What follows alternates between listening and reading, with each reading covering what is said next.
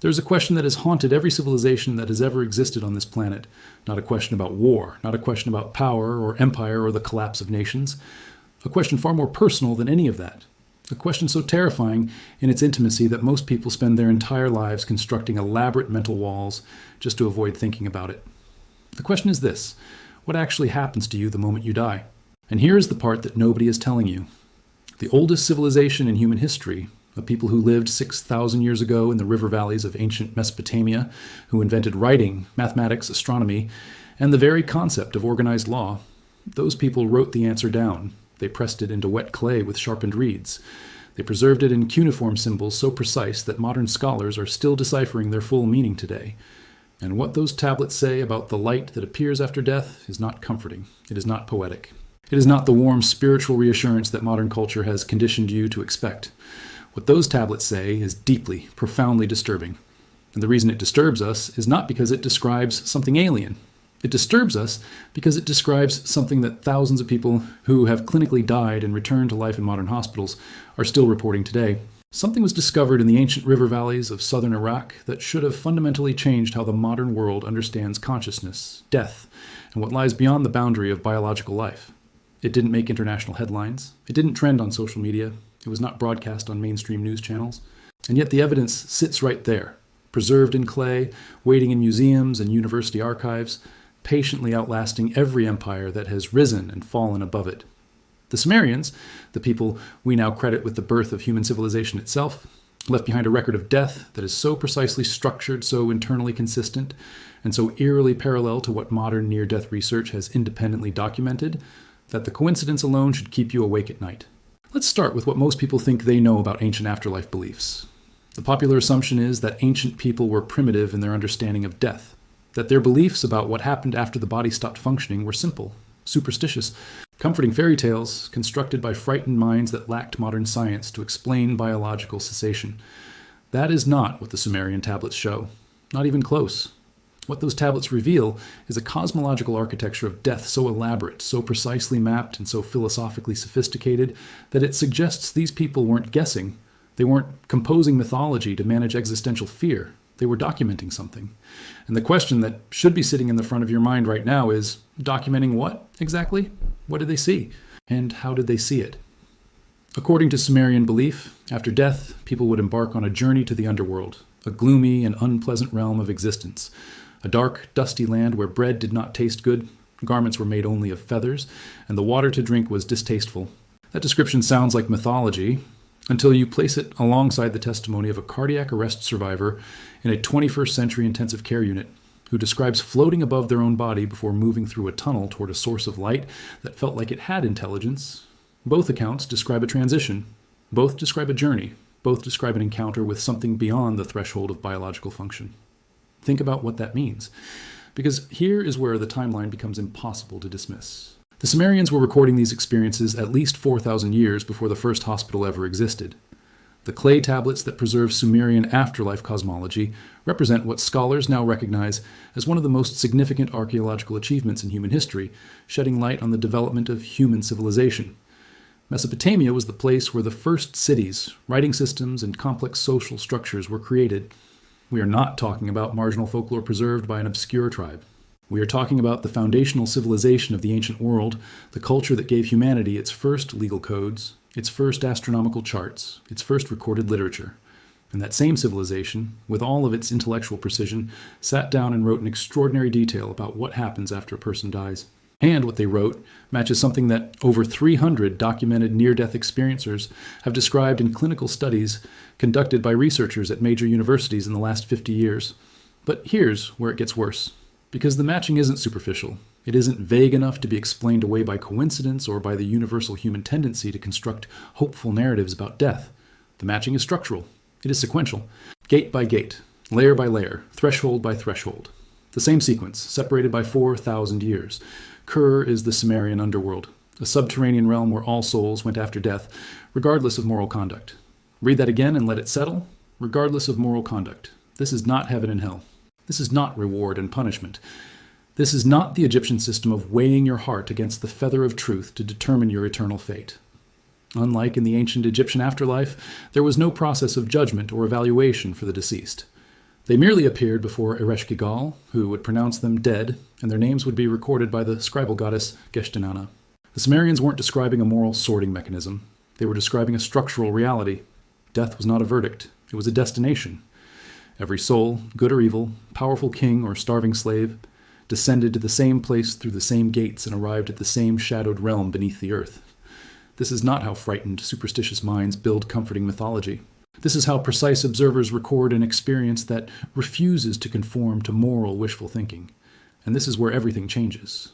Because the soul in the Sumerian afterlife does not simply dissolve. It does not simply cease. Ancient Mesopotamians had the belief that the afterlife was a shadow version of life on earth. A mirror world. A reflection that retained the structure of physical existence, but hollowed it of sensation, of pleasure, of light. The dead continued. They persisted. But they persisted in a state that the tablets describe in terms that should make every modern reader stop and think very carefully about what the Sumerians were actually claiming to know. They were claiming that consciousness survives the death of the body, not as a metaphor, not as a spiritual consolation, as a structural fact of the universe that they had somehow mapped in detail. Now consider the architecture of the journey itself, because the Sumerians did not describe death as an instant transition. They described it as a process. A structured, sequential, gated process through which every soul was required to pass. The seven gates of Kur were guarded by the divine gatekeeper Neti. Another important figure was Namtar, Ereshkigal's attendant and messenger, who carried out her commands. Together, these figures structured the underworld as a realm governed by hierarchy and divine protocol rather than chaos. This is not chaos. This is not void. This is a kingdom with administrators, gatekeepers, scribes, and a ruling hierarchy. A bureaucracy of death so precise that the Sumerians gave names to its functionaries and recorded their specific duties on clay tablets that survived 4,000 years to be read in the 21st century. The most powerful preserved account of what that structured journey looks like comes from the myth of Inanna's descent. And what makes this text one of the most disturbing documents in all of human literature is not what happens to Inanna in the underworld. What makes it disturbing is what it implies about what happens to everyone else. At each gate, she is stripped of one of her divine powers, one of her royal garments. She arrives naked, powerless, vulnerable. Ereshkigal kills her. She dies. The most powerful goddess in the Sumerian pantheon, the embodiment of love and war in the planet Venus herself, walks through seven gates and is systematically dismantled piece by piece until nothing of her original divine identity remains. And then she's killed. Think about what that means for ordinary human souls. If the goddess of heaven herself must submit to the stripping at the seven gates, what chance does anyone else have? What the text is encoding, and what scholars have increasingly recognized in recent decades, is a description of the death experience as the systematic dissolution of identity, not the extinction of consciousness, the dissolution of the constructed self, the stripping away of every layer of who you think you are, every role you play, every status symbol you carry, every protection you have built around the raw core of your existence, gate by gate, layer by layer, until what arrives at the deepest level of the underworld is not the person who began the journey. It is something reduced to absolute essence. And the question the text poses, with the kind of philosophical precision that the ancient world is rarely credited with, is this. What remains when everything is stripped away? What Inanna sheds at each gate is not merely clothing or jewelry. Each item carries a name that encodes a specific divine power or social function. The crown is her royal authority. The necklace is her sexual magnetism. The measuring rod is her capacity to govern and judge. By the seventh gate, she has been stripped of everything that identifies her as the queen of heaven and earth. She arrives in the underworld naked and bowed low. 7 attributes removed at 7 gates. Modern near-death researchers have documented accounts in which individuals who experienced clinical death describe a progressive sense of shedding. Shedding identity, shedding memory, shedding the sense of being a particular person with a particular history. The language is different, the cultural framework is different, but the sequence is the same. Progressive stripping, arrival at a threshold in a state of profound reduction, and then encounter. But here's where the disturbing element of the Sumerian account departs most sharply from the comfortable modern interpretation of near-death experiences, because the modern popular culture version of dying and returning has been sanitized almost beyond recognition. The tunnel of light, the warmth, the feeling of peace, the welcoming figures. What the Sumerian tablets describe at the destination is something far darker, far more structured, and in its own way, far more honest. The dead in Mesopotamian literature do not simply cease to exist. They continue in a gray, flattened state, eating clay and drinking dust, wearing feathers like birds, dwelling in a house where light never enters. A house where light never enters. That phrase. In a culture that had mapped the movements of every celestial body with extraordinary precision, that used the appearance and disappearance of the planet Venus as a sacred calendar, that oriented their greatest temples to capture the rising sun with architectural exactness. In that culture, to say that a place exists where light never enters is not a poetic flourish. It is the most damning description they could have written. And yet there is light. This is the part that has not been widely discussed. This is what most people reading about Sumerian afterlife cosmology have not been told. Because buried in the text, noted in secondary accounts and scholarly footnotes, is a detail that changes everything about how we read the broader Sumerian afterlife cosmology. Once a night, as the sun god of justice made his trek across space and time, a bright light shone through the darkness for just a brief moment. Once. A single moment of light. In a realm otherwise defined by total darkness. A realm to which every soul, regardless of their life, descends, and from which, according to the tablets themselves, there is almost no return. And in that realm, once every cycle, a light appears. What is that light? The Sumerian texts don't explain it the way a modern scientific paper would explain a phenomenon. They record it the way witnesses record what they have observed. The sun, god Utu, who crosses the sky during the day, descends through the underworld at night to rise again in the east. Another tradition describes the sun, god Utu, traveling through the underworld at night before rising again in the east. His nightly journey symbolized cosmic continuity. Even in death's realm, divine order persisted. But here is the layer that gets overlooked in the basic retelling. Utu's passage through the underworld is not just a cosmological mechanism to explain the cycle of day and night. In the Sumerian system, Utu is also the god of justice and truth. He is the divine judge. And his nightly passage through the underworld, that brief flash of light in a realm of total darkness, is described in connection with the judgment of souls. The light and the judgment arrive together. Now place that beside what people who have clinically died and returned are reporting in modern hospitals. The independent research conducted by Dutch cardiologist Pim van Lommel, published in The Lancet in 2001 and based on a study of 344 cardiac arrest patients, documented accounts in which individuals describe encountering a light that possessed qualities indistinguishable from consciousness. A light that seemed to know them.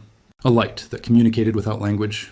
A light that felt according to multiple independent accounts from people who had never met each other and came from entirely different cultural backgrounds, like a form of review, like being seen completely, like an encounter with something that possessed total knowledge of who you were and everything you had done. The Sumerians called it the passage of Utu. Modern cardiac survivors describe it in the language of their own time and culture. But the structure of the experience, a light that arrives in darkness and carries within it the quality of judgment, is the same. The most frequently reported sequence of consecutive near-death experience features is out-of-body experience, experiencing a tunnel, seeing a bright light, feeling of peace. That sequence has been documented in studies across multiple countries, across multiple religious traditions, among people with no prior knowledge of near-death research and no particular expectation of what they would experience. The tunnel, the light, the peace. And what the Sumerian tablets add to that sequence, the element that makes their account more disturbing than the sanitized modern version, is what comes before and what comes after. Before the light, the gates, the stripping, the progressive dissolution of constructed identity until you arrive with nothing but whatever you fundamentally are at the deepest level, and after the light, the realm of dust and shadow and flattened existence that waits for those who do not return to biological life. Think about what that implies. Because here is the question nobody in the mainstream conversation about near-death experiences is seriously asking. The people who return from clinical death and report the tunnel and the light and the warmth, those are the people who came back. They crossed a threshold and were pulled back before reaching the deepest level. But the Sumerian tablets are describing what lies beyond that threshold. Not the near-death experience, the actual death experience. The realm that waits past the point of no return. And that realm, according to the oldest written records in human history, is a place of profound deprivation. A mirror of life with all of its content evacuated. A shadow world defined by what it lacks. Light, taste, warmth, sensation. The fine distinction between satisfaction and hunger. The souls in Kura were believed to eat nothing but dry dust. Family members of the deceased would ritually pour libations into the dead person's grave through a clay pipe, thereby allowing the dead to drink. For this reason, it was considered essential to have as many offspring as possible, so that one's descendants could continue to provide libations for the dead person to drink for many years. Those who had died without descendants would suffer the most in the underworld because they would have nothing to drink at all, and were believed to haunt the living. There is a horror encoded in this that the modern world has largely lost the cultural vocabulary to feel. The Sumerians believed that the dead were genuinely thirsty, not metaphorically thirsty. experientially thirsty, conscious enough of their lack to suffer from it. And the living had the ability to alleviate that suffering through ritual, by pouring water into clay pipes driven into the earth above their graves. The dead needed the living, and the living who had no descendants to perform these rites were condemned to a dryness that nobody would be coming to relieve. This is not the mythology of a people who believed death was peaceful. This is the testimony of a people who believed consciousness survives death and suffers in its survival, and the infrastructure they built around that belief, the elaborate funeral rites, the clay pipes for libations, the 7-day mourning period, the grave goods, the ongoing offerings, was not superstition. It was a practical response to what they understood to be a genuine emergency facing their recently departed. No less than 7 days after someone died, their family and friends observed elaborate preparatory rituals on their behalf. 7 days. The same number as the gates, the same number as the divine attributes stripped from Inanna. The 7 days of mourning mirror the 7 thresholds of death. This is not coincidence. This is a coherent cosmological system in which every element reflects every other element, in which the rituals of the living directly correspond to the journey of the dead. But let's return to the light. Because the most disturbing dimension of the Sumerian afterlife account is not the darkness or the dust or the eternal thirst. It is what the light represents in that context. In every culture that followed Sumer, the Babylonians who adopted their cosmology, the Hebrews who absorbed elements of Mesopotamian myth during their Babylonian exile, the Greeks whose underworld Hades bears striking structural similarities to Kur, the light associated with death becomes progressively more ambiguous. In the view of religious historian Daniel Favre, there are numerous parallels between the Sheol of the Hebrews and the Akkadian Irkalla. Both locations are depicted as desolate subterranean realms, characterized by a monochromatic palette and a pervasive dustiness, where the deceased are confined to a state of melancholy endurance. Sheol, Hades, Hell, all of them echo Kur.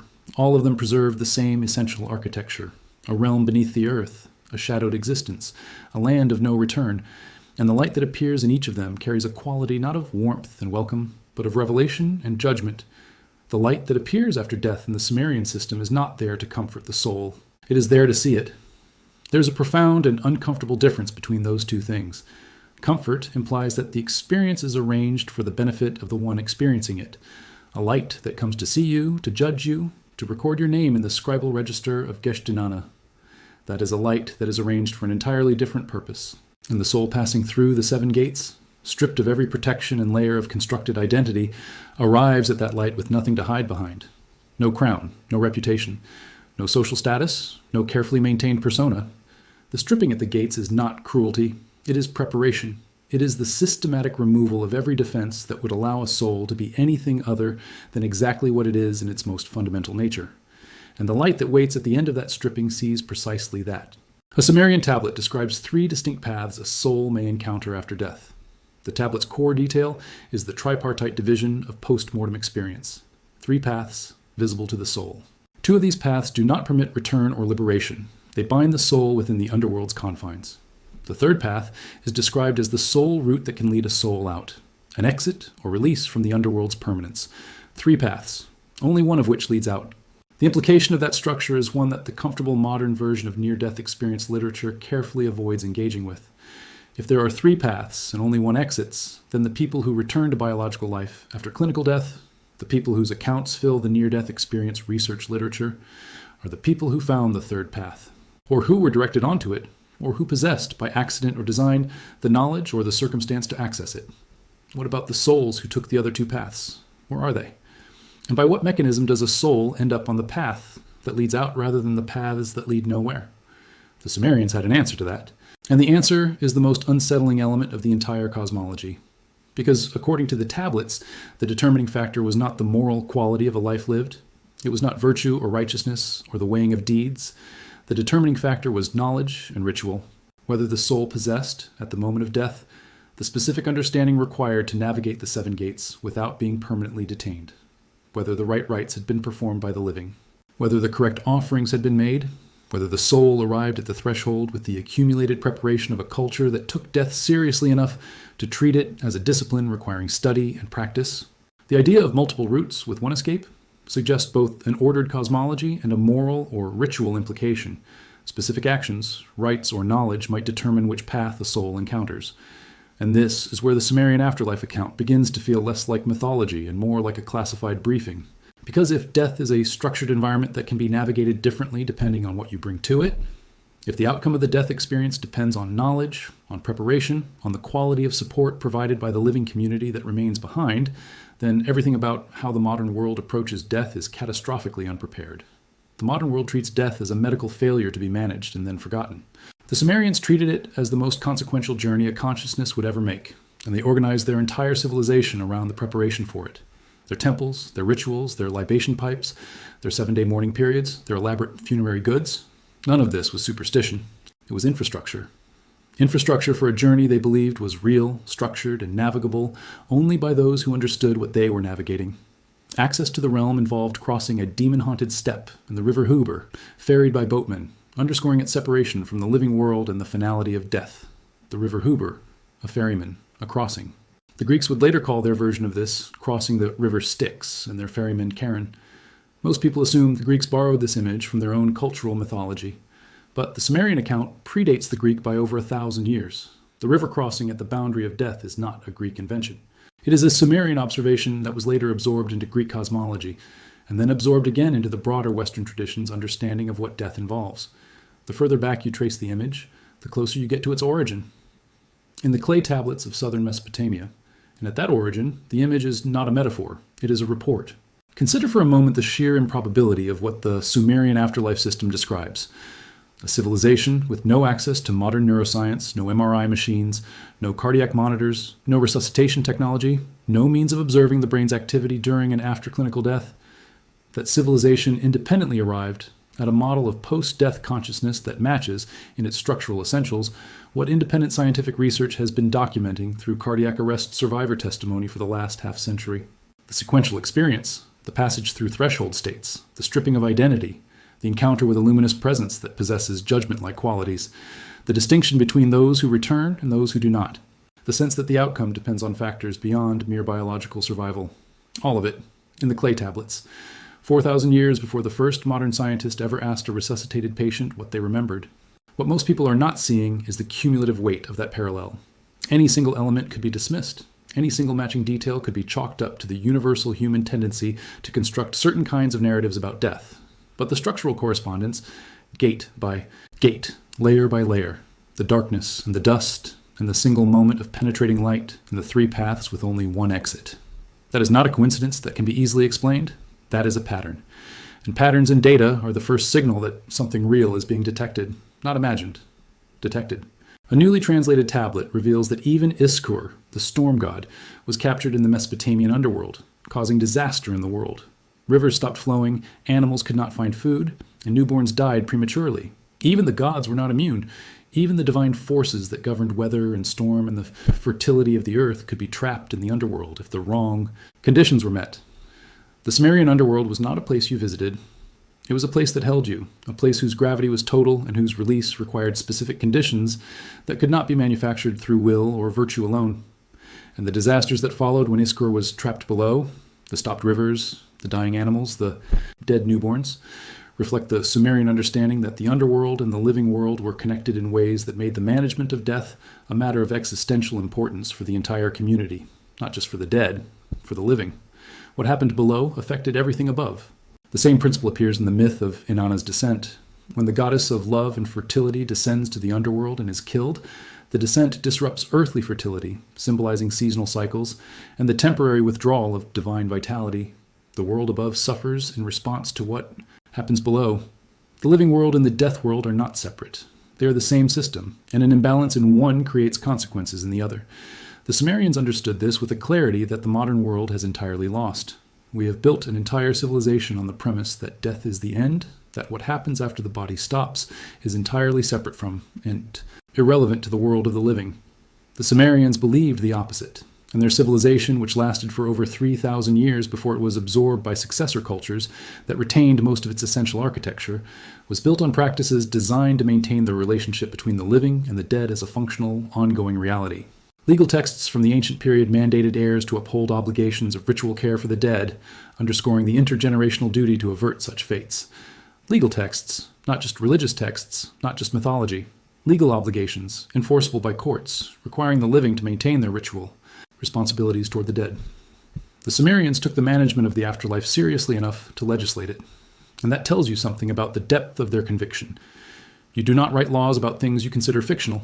You write laws about things you consider real. The Sumerians legislated the afterlife the way modern civilizations legislate medical care for the elderly, because in their understanding, the need was equally urgent and the consequences of neglect were equally catastrophic.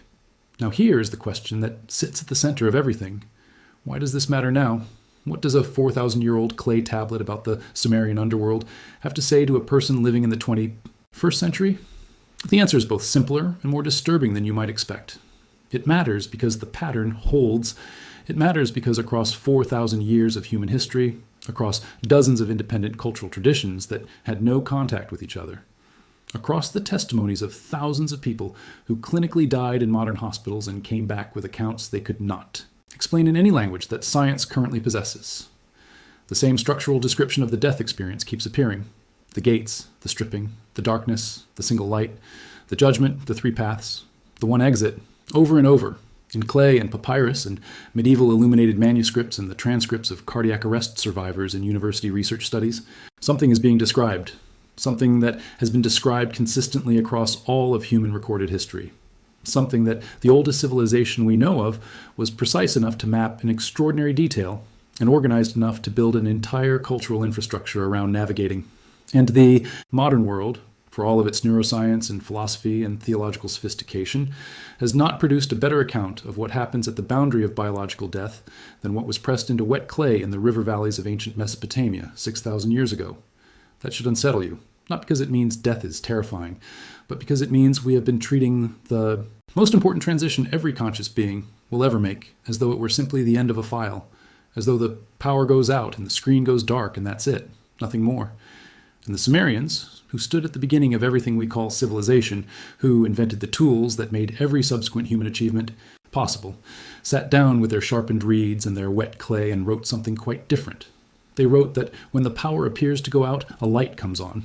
And in that light, everything you ever were is seen completely. And what you do at that moment, and whether you even know what to do, determines everything that follows. What did the people who built the first cities and wrote the first laws actually know about what happens after death? And if they were right, even partially, even structurally, even in the basic architecture of the journey, if not in every specific detail, then what does it mean that the modern world has abandoned the preparation they considered civilization's most essential duty? The tablets survive. The clay is still there. The cuneiform symbols still carry their original meaning. The information was never lost. It was simply stopped being read. And the question that should be sitting with you now, the one that the Sumerians themselves posed in text after text after text, across 3,000 years of a civilization that never forgot the dead, is the one question that the modern world has not yet found the courage to seriously ask. Not what happens after we die. We have accounts of that, ancient and modern both. The question is, are we ready for it? And the Sumerian tablets, read carefully and honestly and without the reassuring filters of modern spiritual comfort culture, suggest very clearly that readiness is not something that happens to you. Readiness is something that must be built, gate by gate, layer by layer, long before the moment arrives when the light comes on in the dark and everything you are is finally, completely, and irrevocably seen.